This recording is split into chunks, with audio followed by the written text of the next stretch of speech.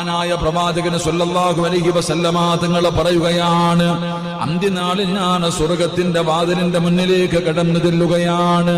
സ്വർഗത്തിന്റെ മുന്നിലേക്ക് ആദ്യമായിട്ട് അല്ലാഹുവിന്റെ പ്രവാചകന് കടന്നു ചെന്നിട്ട് സ്വർഗത്തിന്റെ കവാടത്തിൽ ഇങ്ങനെ മുട്ടുകയാണ്.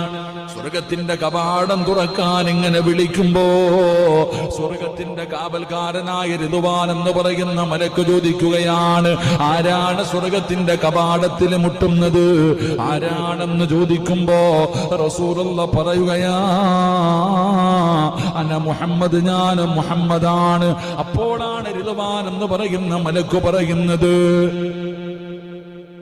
റിദ്വാൻ എന്ന് പറയുന്ന മലക്ക് പറയുകയാണ്, താങ്കൾക്ക് മുമ്പ് ആർക്ക് വേണ്ടിയും ഇത് തുറക്കപ്പെട്ടിട്ടില്ല. അല്ലാഹുവേ, സ്വർഗത്തിന്റെ കവാടം അങ്ങ് തുറന്നു കൊടുക്കുകയാ. എന്റെ പ്രിയമുള്ളവരെ,